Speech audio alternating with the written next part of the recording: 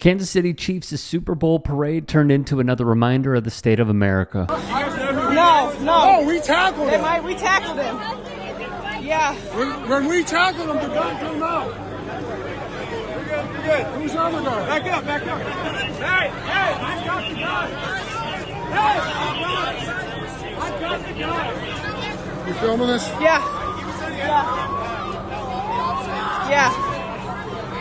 Who was the other guy that helped me? I don't know. I think he took off already. The man you are hearing is Paul Contreras, seen here. He was the first to tackle the shooter.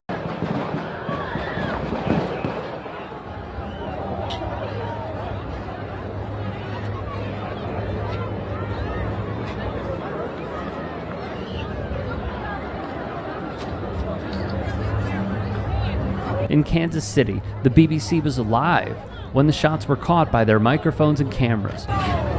Guys, something's going on. Something's going on, guys.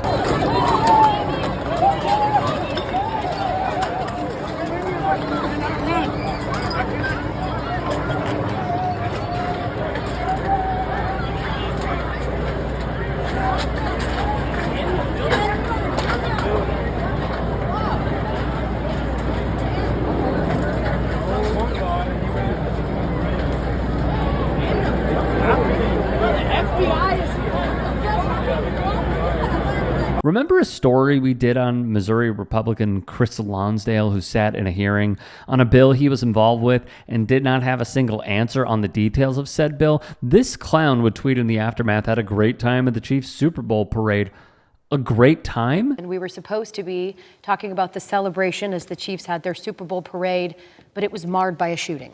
We start with that breaking news from Kansas City. One person is dead and at least 10 others have been injured after a shooting at the parade celebrating the Chiefs' Super Bowl victory. Police say the two suspects are in custody. Chiefs players had just vowed to win a third straight title and had left the stage when the shooting began and fans scattered. Kansas City Mayor Quinton Lucas and Police Chief Stacey Graves speaking moments ago. At the conclusion of the Chiefs rally today, there were shots fired on the west side of Union Station.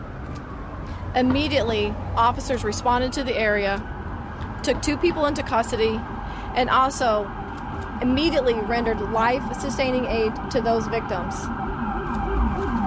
We're still gathering information on the number and the status of victims.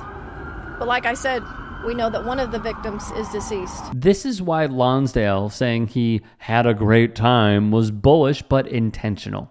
He hasn't mentioned a single word on the shooting, the 20 kids that were injured, nor on the deceased, Lisa Lopez Galvin, a radio DJ and mother of two. Fear. The one word I would just use to describe what we saw and how they felt when they came to us was fear. The children injured were as young as 6 years old. Thankfully, officials with Children's Mercy say they'll all make a full recovery. One father describes the terrifying moment his son was hit with shrapnel as chaos and panic unfolded all around them. He was crying, "Daddy, I'm scared." And I said, "Be strong, just like I told you, be strong." And Markey, 3 men are now in police custody, but we still don't know their IDs and perhaps most importantly, the motives behind this attack. Before we jump into it, if there are any stories that we have missed, if there's any that you want to submit, get at me on Twitter, Instagram, TikTok. DMs are open. There are a lot of angles to this story. First. Yeah, Boogie, when I first heard it, you know what I thought, unfortunately, is this is who we are. This is who we are. So now the ever-revolving cycle is going to start. The news outlets will talk about gun control. They'll have politicians on from either side to talk about what needs to be done. The activism, and people will speak out about we need gun control, we need gun laws, but and then we'll have the prayers up. I'm sure that's what's happening right now. Prayers up. It's all over the place, and it's unfortunate. And all the time it's unfortunate. This is not an isolated situation in this country. Marcus Spears of ESPN spoke on it, and he's right. Of course he's right. No common sense, logical, right-minded thinking person would disagree with anything that you just heard, which, by the way, was on ESPN.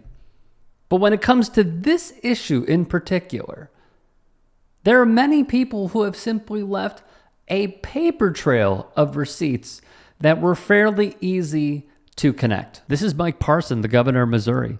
In 2021, he signed House Bill 85 into law, which would create the Second Amendment Preservation Act in his state. The bill, introduced by a Republican named Jared Taylor, per KY3, prohibits the enforcement of federal gun laws by local law enforcement agencies. At the time, Parson was gleeful on Twitter, writing, "Missouri's House Bill 85 puts those in D.C. on notice that here in our state, Missouri, we support responsible, law-abiding gun owners and that we oppose government overreach and any unlawful efforts to limit our access to firearms. Hashtag Second Amendment." Just like Missouri Senator Josh Hawley, running from a crowd of insurrectionists, he gave a nod to.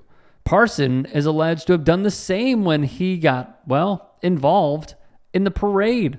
From Patrick Quaife, "I just ran away from a mass shooting at the Chiefs Parade where I saw the Missouri governor, the gun lover, running scared for his life next to me with an army of officers protecting him. I am so sick of these gun lobby funded politicians. Hashtag gun control now." We have totally lost the ability to really care about others.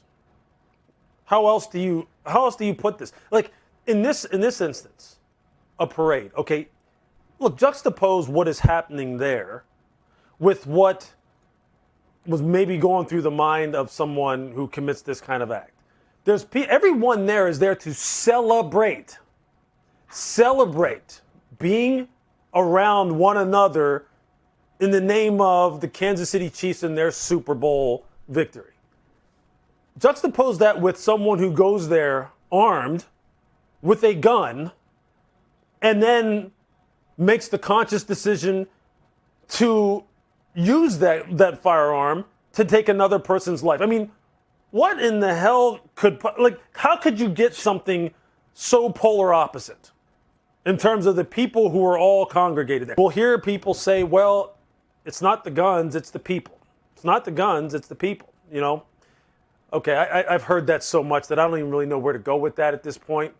Every time. But it's coming, Luke. Look, it's coming. From a human perspective, look, man, we better start looking out for one another and start checking one another. We need to all take a long look in the mirror, man, about what are we doing here? Like what is happening here? Have we become that numb? Have we become that calloused? And yet there's another angle to all of this. And it is the ultra wealthy.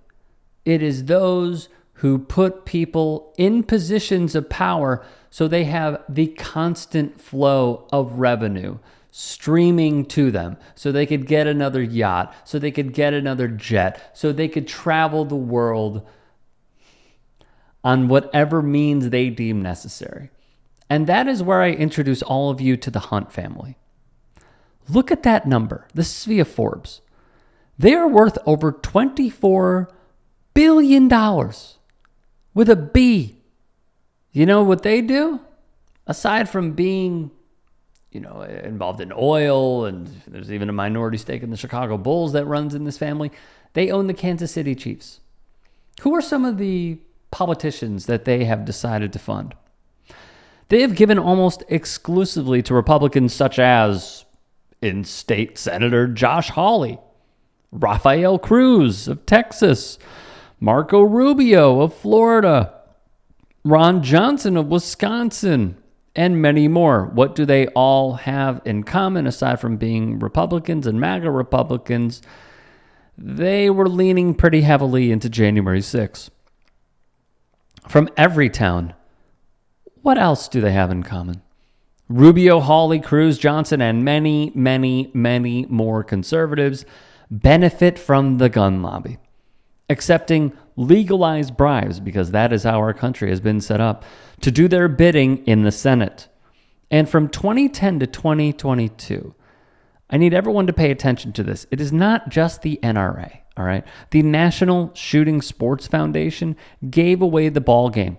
Fund the GOP.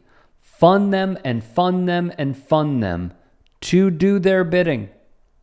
And it's worked out. Locally, Missouri has some of the weakest gun laws in the country and the fifth highest rate of gun deaths in the U.S., with 1,222 people killed and 2,584 people wounded by guns in an average year.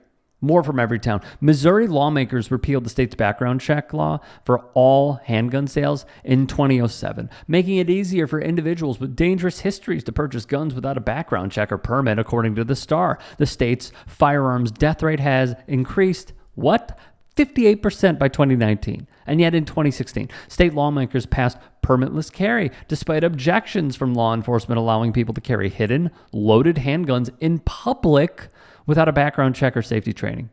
And that past session, Governor Parsons signed the dangerous new law to nullify federal public safety laws in the state by prohibiting and penalizing state and local law enforcement officers who attempt to assist in the enforcement of those laws. Parsons has since admitted that the law needs to be revisited, but the damage was done.